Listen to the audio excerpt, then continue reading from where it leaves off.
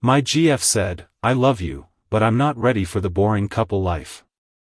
I want to have fun before settling with someone safe like you." So, I gave her all the freedom she wanted and lived my life without her. Months later, she wants us back. Hey, Reddit. My girlfriend of 4 years told me she wanted to feel young and wild before settling down with me. She thought I'd just sit here waiting for her to come back. She completely lost it when she found out I'd already moved on. Here's how it all went down.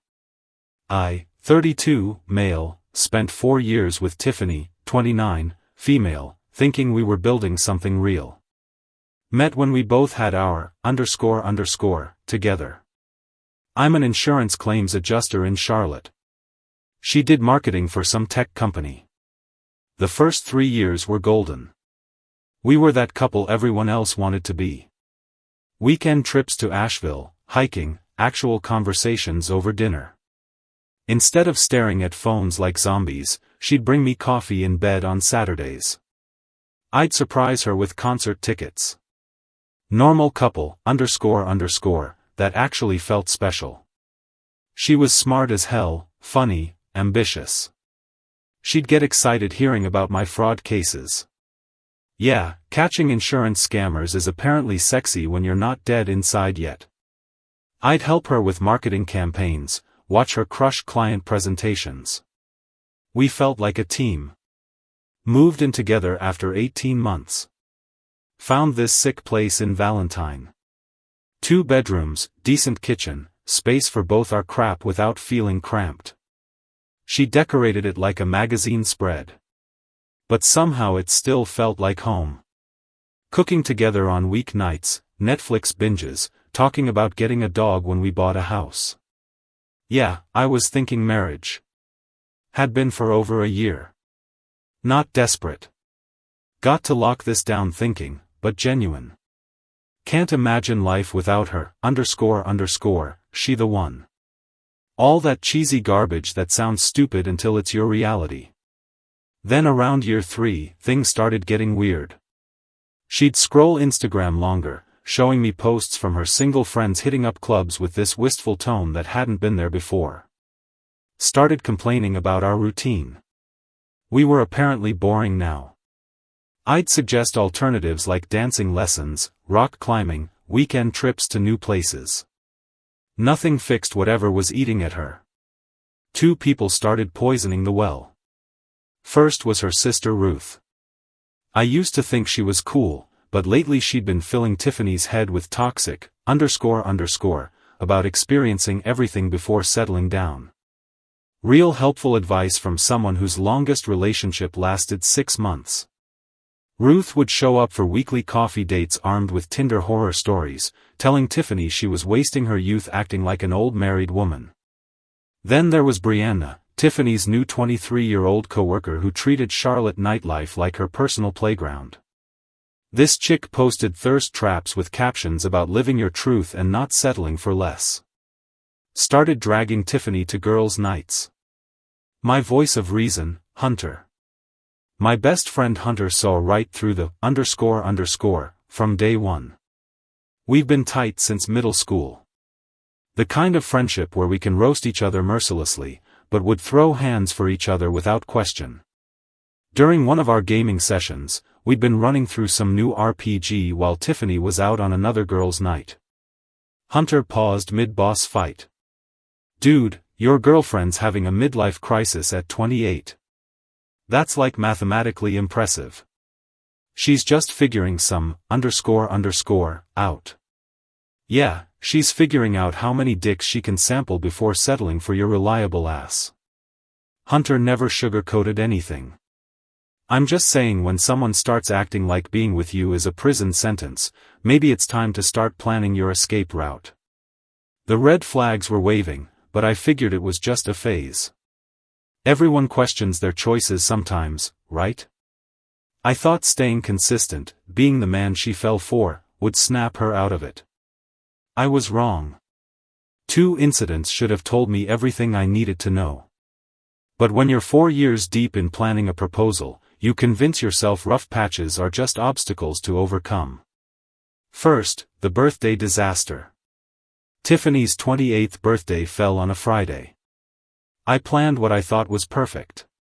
Dinner at the place we had our first date. Then, surprise tickets to see this indie band she'd been obsessing over. Thoughtful, personal, romantic. She was weird during dinner, checking her phone constantly, giving one-word answers. When I presented the concert tickets, thinking this would save the night, she barely looked at them. Turns out she already made plans with Brianna and the girls. Didn't bother telling me. We ended up at some trendy bar in Southtown, where drinks cost more than most people's hourly wage. I drove home alone while she stayed out until 3 a.m.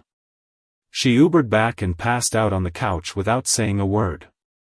Next morning, she acted like nothing happened. Thanks for a great birthday, babe. Like the previous night's humiliation never happened.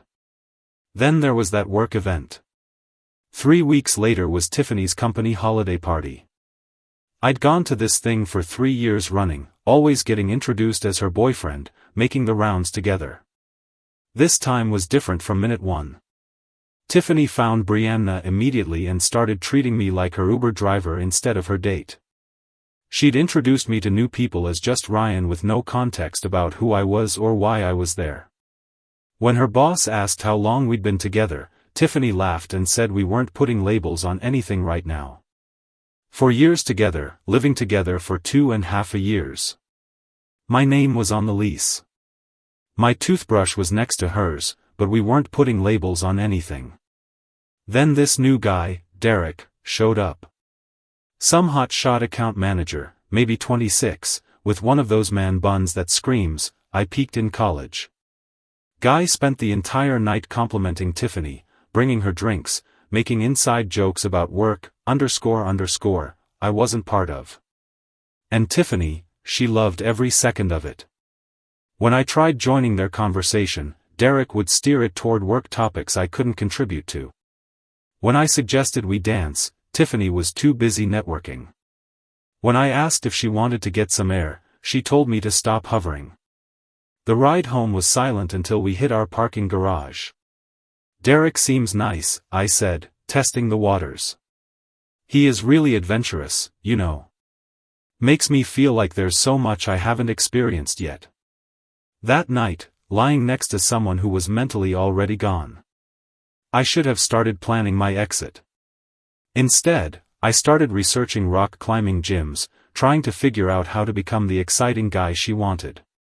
Instead of accepting that the problem wasn't who I was, it was that she didn't want me anymore. Hunter called while I was spiraling through Google searches for fun activities for couples. "Dude, why are you online at 2 a.m. looking up skydiving lessons?" "I'm just trying to be more spontaneous." Ryan, my man, listen carefully.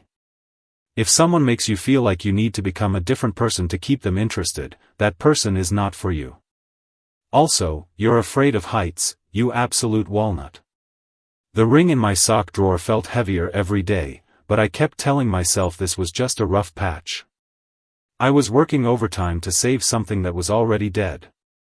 The conversation that ended everything happened on a Tuesday night in March. I just finished reviewing a complex fraud case when Tiffany sat down with that look.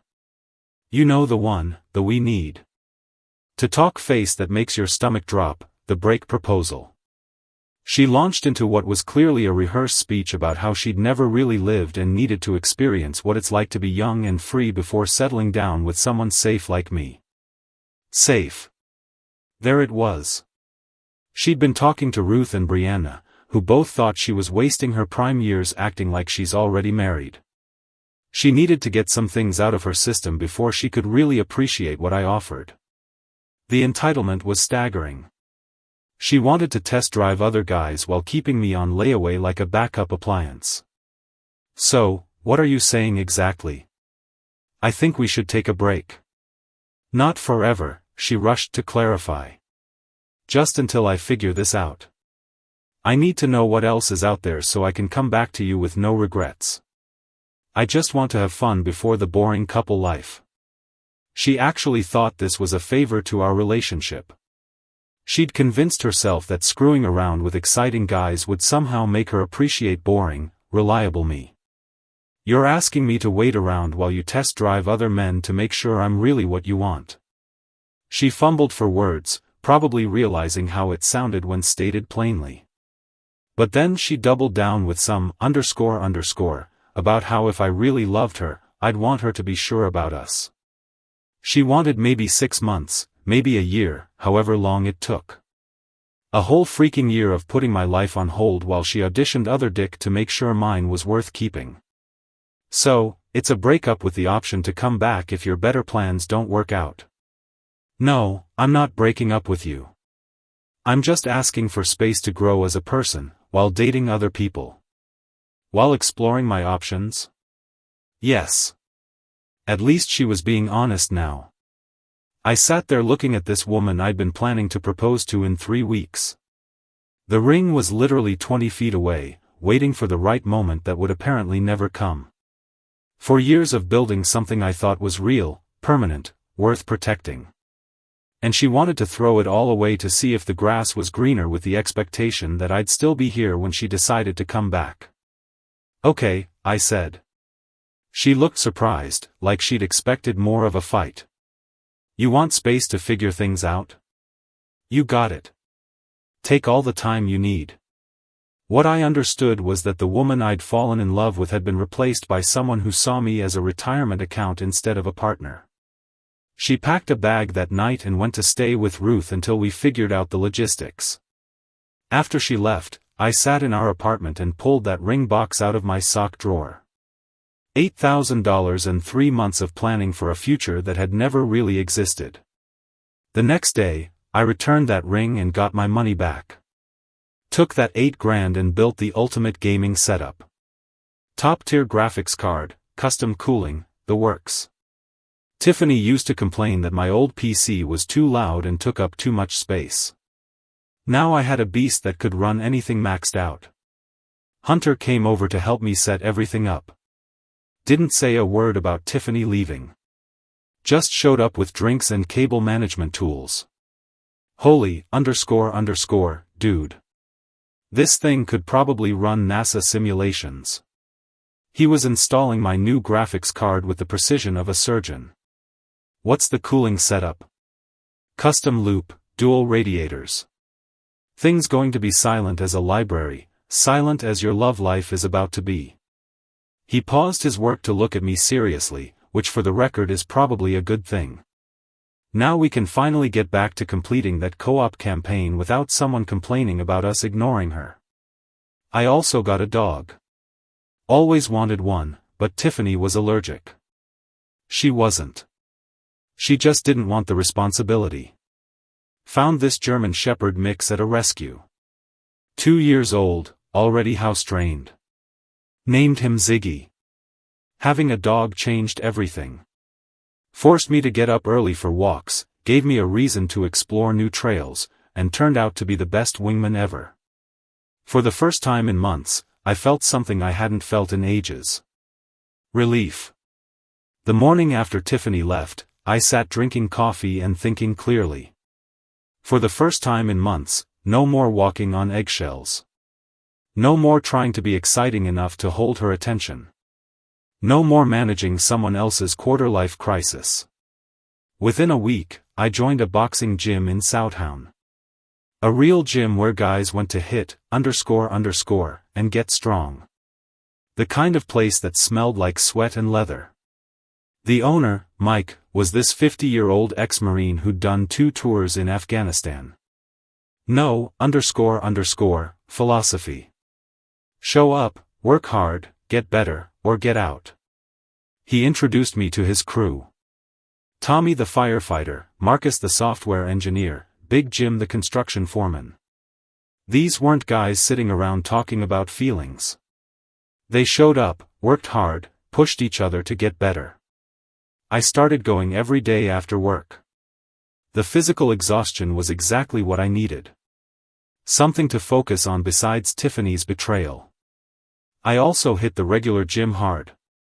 Not the Planet Fitness, __, I'd been doing for years, but serious lifting, deadlifts, squats, bench press. Started eating right, tracking macros, treating my body like a machine that needed proper fuel. The transformation was obvious within a few months. I'd always been in decent shape, but now I was actually strong. Not because I was trying to impress anyone, but because I was finally taking care of myself instead of managing someone else's emotions. Hunter was my constant gaming partner through all this. He'd roll up to my place after my workouts with takeout, and we'd crush whatever new release had dropped. The dude had this uncanny ability to make everything funny, even when I was having rough days. "Bro, you're getting legitimately jacked," he said one night while we were waiting for a match to load. "Like, remember when you used to struggle opening pickle jars? Now you look like you could deadlift a car. It's therapeutic hitting things legally." "Yeah, well, just don't get too swole. Some of us still need to feel masculine around here." He paused. "Actually, never mind. Get freaking huge. I want people to see us together and think I hired security." Hunter had started a group chat with me, Tommy, Marcus, and Big Jim called Ryan's Glow Up Committee. The messages were a constant stream of roasting and encouragement. "Hunter posted another shirtless Jim pic yet? The ladies of Charlotte need to know what they're missing." "Tommy, dude's going to need a bigger doorway soon." "Marcus, still think you should start an OnlyFans." "Insurance adjusters gone wild." "Big Jim, y'all are idiots, but Ryan's definitely winning this breakup." Meanwhile, Tiffany was documenting her self-discovery journey on Instagram. Posts from clubs in Noda, always with Brianna and Derek from her office, who'd apparently become her tour guide to the exciting single life. Her posts had this desperate quality, like she was trying to convince herself as much as her followers that she was living her best life. But my social media was telling a completely different story. Instead of sad Ryan with takeout containers, my Instagram showed boxing training videos, gym selfies where I was clearly getting jacked, weekend hiking trips with the crew. According to Ruth, who started calling occasionally, probably fishing for information, Tiffany was confused about why I seemed so happy without her. She'd expected me to be devastated. 6 weeks in, Tiffany started reaching out. Casual texts at first, asking how I was doing, mentioning shared memories, sending photos of places we'd been together. But I was genuinely busy. When she texted asking to grab coffee and catch up, I was getting ready for sparring. When she suggested watching our old favorite show together, I was meal prepping and planning my training schedule. When she called on a Tuesday night around 10 p.m., I was out with the boxing crew grabbing dinner after training. "You sound different," she said during one of our phone conversations. "Are you seeing someone?" "I'm just living my life, Tiffany." The simplicity of that statement seemed to completely derail her. She'd expected me to be in suspended animation, waiting for her to finish sampling the buffet and come back to her safe choice. 3 months into Tiffany's journey, the cracks were showing, not just in her forced Instagram posts, but in the panicked calls Ruth started making. Derek lasted 3 weeks before showing his true colors. Guy was 26, lived with roommates in a shitty university area apartment, and his idea of adventure was getting high and playing Xbox until 3 a.m. on work nights. When Tiffany suggested doing something that didn't involve dive bars or his gaming setup, Derek told her she was killing the vibe. He started flirting with other women right in front of her, claiming he wasn't ready for anything exclusive despite pursuing her hard. He ghosted her for a week, then showed up to a company happy hour with some 22-year-old intern. Tiffany had to watch him make out with his replacement while her coworkers pretended not to notice. After Derek came Brad, the personal trainer who looked great on paper, but turned out to be a walking red flag factory. He was obsessed with his body to the point where he'd cancel dates for extra gym sessions. He'd critique Tiffany's food choices, suggest she tighten up her routine, and expected her to split everything while making twice her salary. He started openly flirting with other women at their gym. When Tiffany confronted him, he accused her of being insecure and clingy and said he needed space to focus on his fitness goals. Translation, he'd found someone hotter. Then there was Troy, the creative soul she met at some art gallery opening. He borrowed $60 on their second date to pay for drinks, then spent the night mansplaining why traditional relationships were societal constructs. Troy lasted a month before Tiffany caught him hooking up with one of her friends. Each failure hit harder because Tiffany had burned bridges to chase these losers. She'd bragged to everyone about how much better life was without boring, predictable Ryan. Now she was getting played by guys who wouldn't have lasted a week in my world. Her friend group imploded spectacularly. Brianna, the mastermind behind Tiffany's liberation, turned out to be a snake who couldn't handle her friend getting male attention. When Tiffany started dating Troy, Brianna immediately started undermining it, claiming she'd heard things about his reputation. The truth came out when Tiffany walked in on Brianna hooking up with Troy at a house party. Brianna's explanation: "You said you weren't exclusive. I was just having fun." Tiffany's social circle took sides and most chose Brianna because she was younger, hotter, and brought more guys around.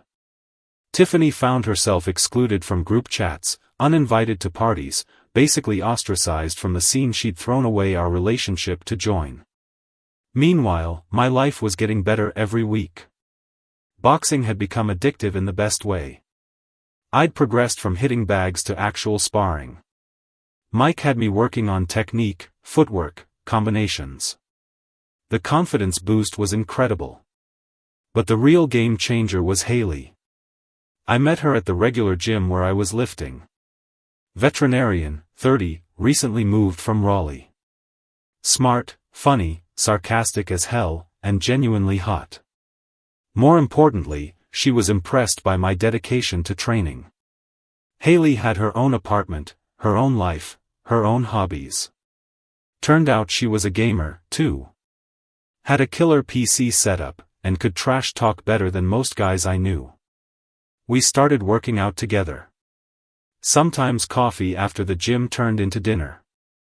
Dinner turned into gaming sessions at her place. It was easy in a way that felt completely foreign after 4 years of walking on eggshells. Hunter met her when she came over for one of our gaming nights. I was nervous about the introduction. Hunter's filter disappears around new people, and I didn't want him scaring off someone I actually liked. "So, you're the veterinarian?" Hunter said, settling into his usual spot on my couch. "Ryan told me you can actually kick his ass at Call of Duty. I'm going to need to see evidence of this claim." "Oh, I don't just kick his ass. I completely destroy him," Haley replied, grabbing a controller. "Fair warning, though. I talk a lot of __ when I play." "I like her already," Hunter announced. 3 hours later, after Haley had thoroughly demolished both of us in every game we played, Hunter pulled me aside. "Dude, this one's actually cool. Like, genuinely cool, not I'm pretending to be cool to get male attention cool.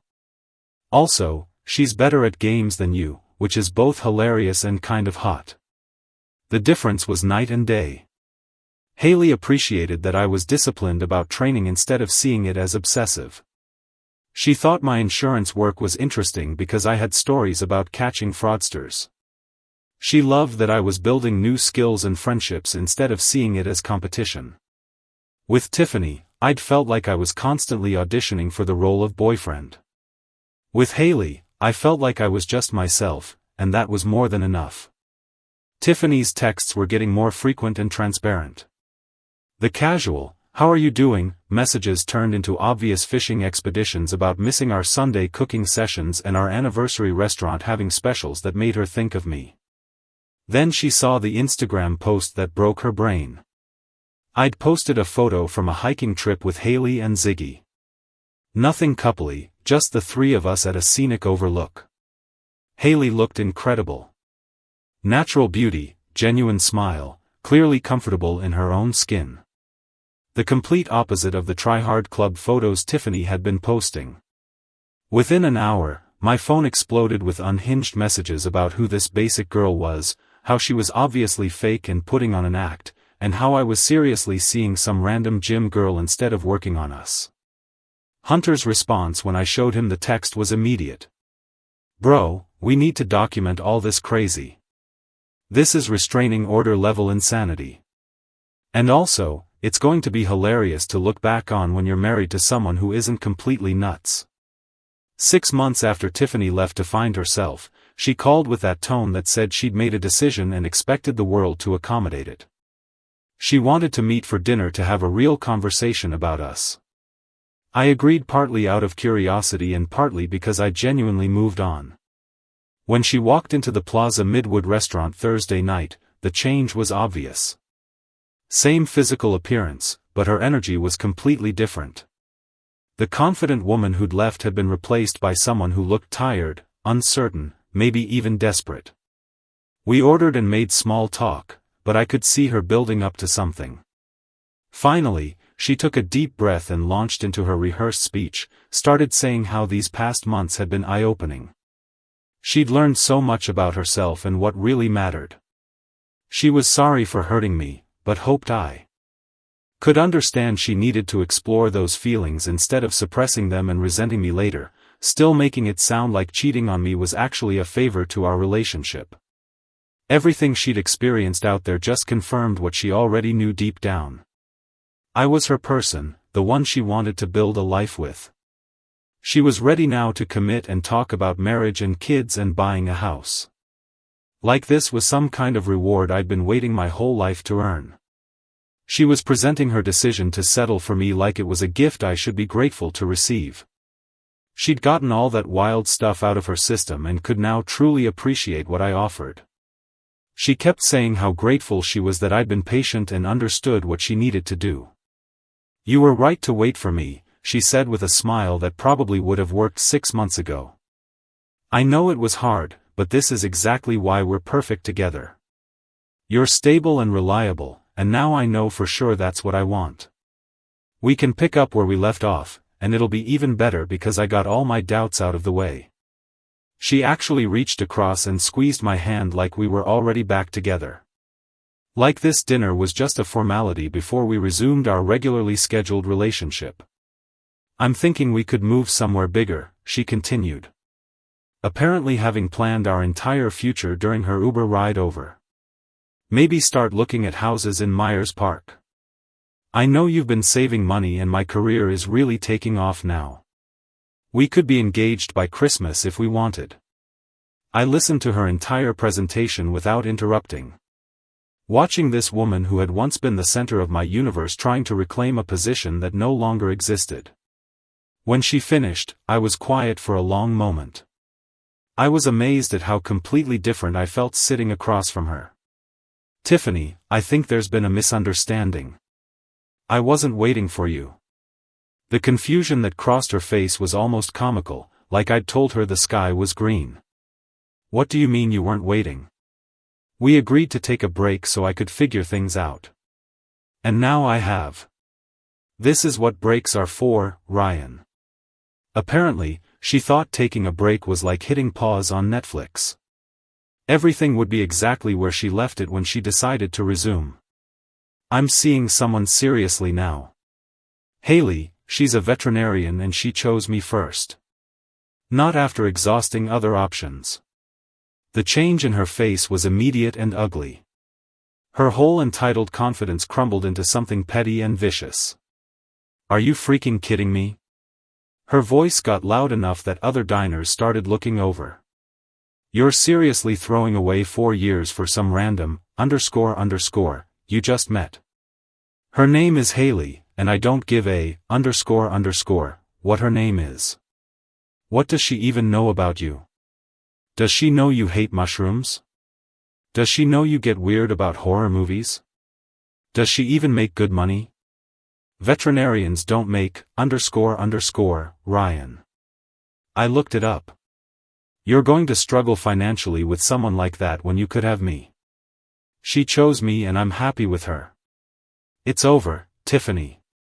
"But I chose you," Tiffany said, her voice getting shrill. "I could have stayed with any of those other guys, but I chose to come back to you. The lies were pathetic. You didn't choose me. You chose to explore your options while keeping me as backup. That taught me the difference between being someone's safety net and being genuinely wanted. But we have history, she practically shouted, causing the couple at the next table to look over again. For years together. You can't just throw that away for some random, __, you barely know. The jealousy was eating her alive. She kept demanding details about Haley, where we met, how long we'd been dating, whether we were sleeping together, like she had some kind of right to audit my life. You know what this is? She said, leaning forward with this ugly sneer. This is you trying to hurt me. You're dating some rebound, __, to make me jealous. And honestly, it's working. But you're going to get bored of her in like 3 months. And then what? You'll have thrown away the best thing that ever happened to you for what? Some mediocre, __. I just stared at her. This was the woman I'd almost proposed to. I know you, Ryan, better than anyone. You think she's going to put up with your obsession with insurance fraud cases? You think she's going to love you the way I do? Her entitlement was breathtaking. She genuinely believed that 4 years of history gave her permanent claim to my future, regardless of how she treated me. This is exactly what Ruth said would happen. She continued, getting more frantic. She said you'd try to hurt me by dating someone else. But that eventually you'd realize what you gave up. Well, congratulations. It hurts. Are you happy now? I'm just trying to build a life with someone who actually wants me. I do want you. That's what this whole conversation is about. You want me now after you confirmed I was the best you could do. That's not God. You're being such a dick about this. I came here to fix things between us and you're acting like I committed some crime by figuring out what I wanted. She actually believed she was the victim in this situation. Fine, she said, switching tactics again. If you want to be petty and date some rebound girl, whatever, but don't come crawling back to me when you realize what you're missing. Don't call me in a few months when you're bored of playing house with some basic, __, who doesn't challenge you. The delusion was clinical at this point. You're making the biggest mistake of your life, she said as she grabbed her purse. Other people actually appreciate what I bring to the table. She'd shown me exactly who she'd become. Someone who thought love was a negotiation where the other person's feelings were just obstacles to getting what she wanted. I texted Hunter on my way home. Nuclear meltdown complete. __, actually thought I'd been sitting around waiting for her to finish test driving other dick. His response was immediate. Lau, please tell me you recorded this, __, also coming over with victory drinks. This calls for celebration. The weeks after that dinner were like watching someone's mental state completely unravel. Tiffany's. Her reaction went through all the classic stages, but then kept going into genuinely disturbing territory. First came the angry texts. I was throwing away something real for someone I barely knew. I was being petty and vindictive for not accepting her apology. I was going to regret this when the honeymoon phase ended. Then came bargaining. She'd do anything to prove how serious she was about us. She'd cut contact with Brianna and all the toxic influences. When that didn't work, she tried manipulation. Ruth was worried about how I'd isolated myself. My mom, who Tiffany definitely hadn't run into at Target, was asking about her. Tiffany herself was struggling with depression and might need professional help if I didn't give her closure. I responded to exactly none of it, which apparently drove her completely insane. Hunter was my constant voice of reason during this whole __, show. Dude, she's basically demanding you the 5 stages of grief in real time, he said while we were gaming one night. Also, I think she's stuck on stage 1. Anger's supposed to be temporary, not a freaking lifestyle choice. The messages escalated from pathetic to unhinged to genuinely creepy. She started showing up places she knew I'd be. The grocery store I always went to, the coffee shop near my apartment, even Mike's boxing gym, just coincidentally being there trying to force conversations. She'd text me screenshots of Haley's Instagram post with commentary about how fake Haley looked. She somehow found out Haley's work schedule and started leaving comments on the veterinary clinic's social media pages, asking pointed questions about staff professionalism and whether they properly screened their employees. Hunter caught wind. "Bro, she's officially entered Psycho-X territory.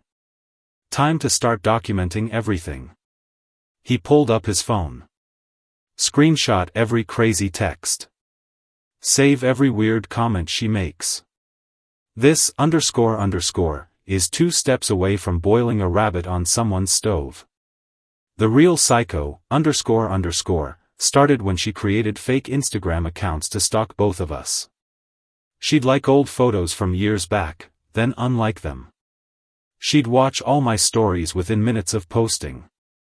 She made fake accounts with random names and started following Haley, commenting on her post with passive-aggressive ___ "Wow, your boyfriend is so lucky. I hope he knows how good he has it" on a photo of Haley hiking. Some women just have that natural glow. No filters needed, unlike some people, lol. On a makeup-free selfie, Haley caught on immediately because she's not an idiot. Instead of being intimidated, she decided to have some fun with it. When one of Tiffany's fake accounts commented, "Your dog is so cute. Does your boyfriend help take care of him?" Haley replied, "Thanks. Yeah, my boyfriend is amazing with animals.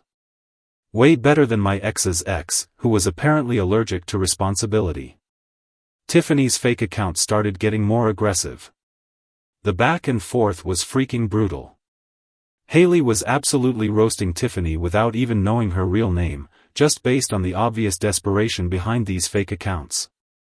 Every response was perfectly crafted to hit exactly where it would hurt most. The breaking point came when Tiffany started showing up at Haley's work.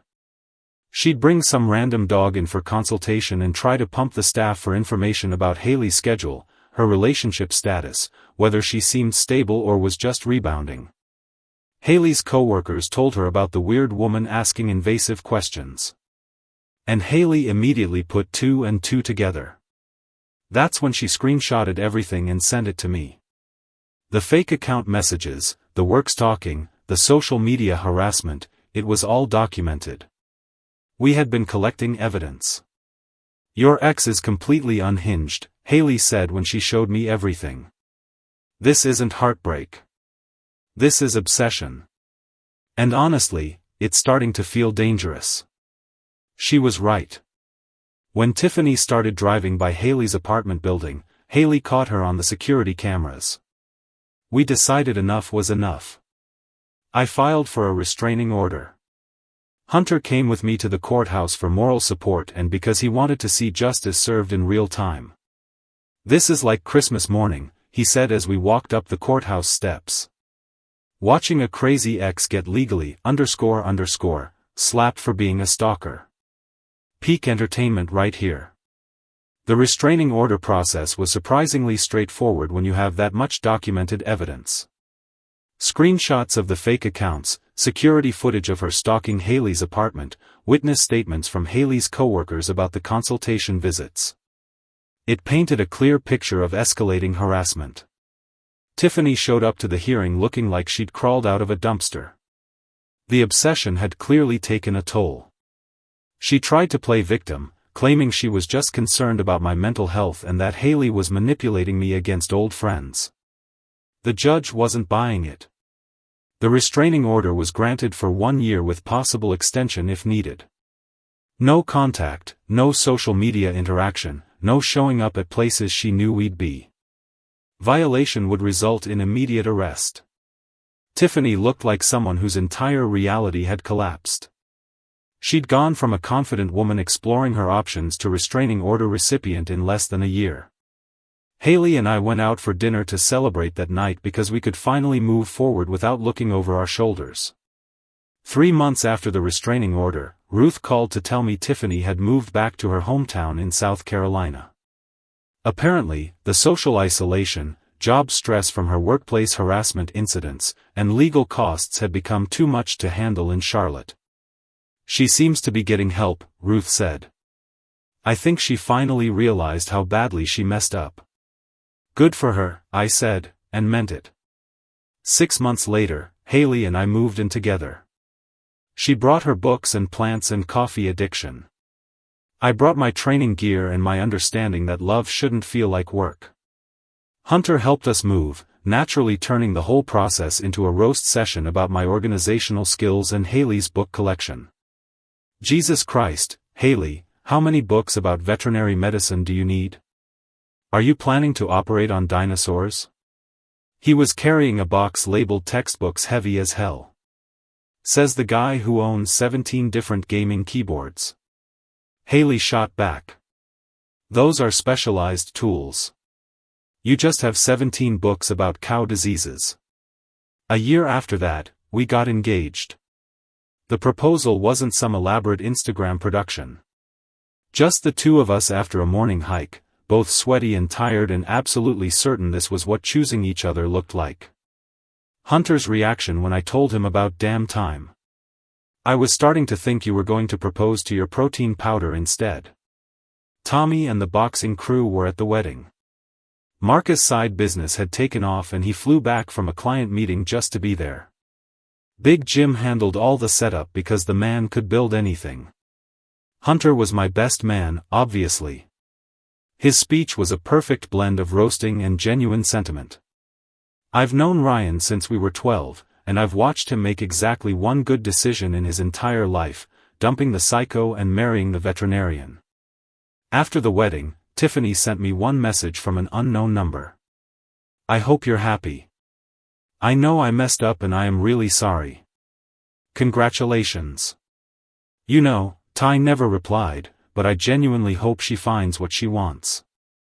Whatever second chances she gets, it won't be with